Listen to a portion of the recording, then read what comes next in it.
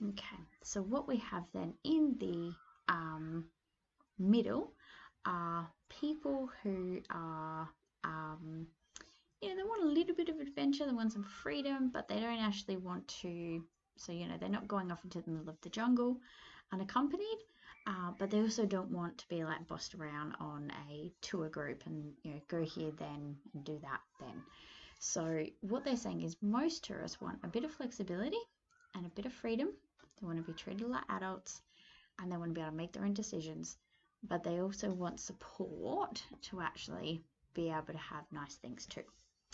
Why is that relevant to KI? Well, when we look at the advertisements, you'll notice that there are some parts which are wild and free and adventurous, which is the Venturer's Discovery model. And then there's some parts in that advertisement that are more homey and comforting and luxurious. That's your Dependables model. So across the whole advertisement, they try and actually reach this development maturity middle set of the model. So we refer to these as allocentric and psychocentric. Don't worry about that language too much. What we mainly want to think about is discoverers and dependables and how mid-centric people are going to be appealed to across this advertisement. The next model is Butler's tourism life cycle, which basically says that when you have a tourism place, you will, say for example KI, people will be exploring it and getting involved in the area, and say, in the 80s, 90s, KI's at this phase.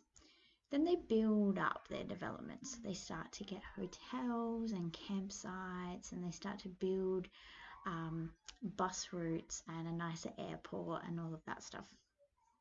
And then they start to get a bit of success, and so they can consolidate it. They can build nicer hotels, they can build nicer places, they can start to have farmers markets every Sunday, and they can do all these tourism activities.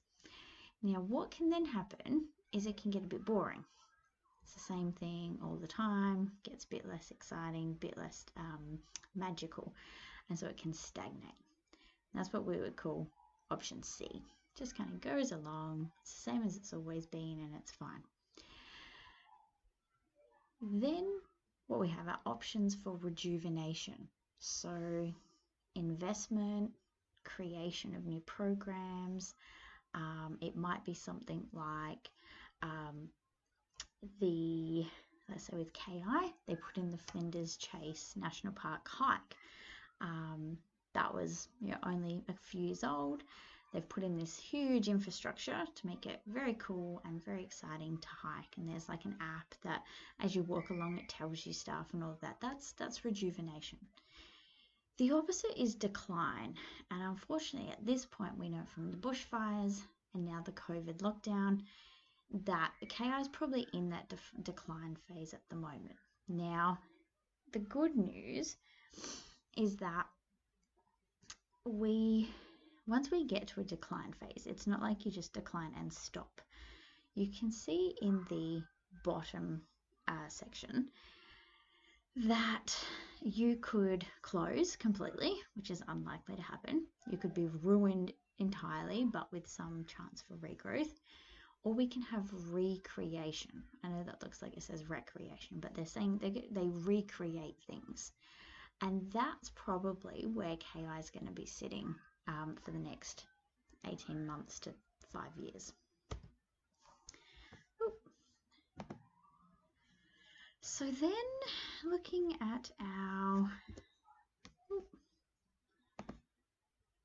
we've got 40 seconds left, we'll do that. Looking at our irritation index, this is just the words that we use for how the island responds to tourism.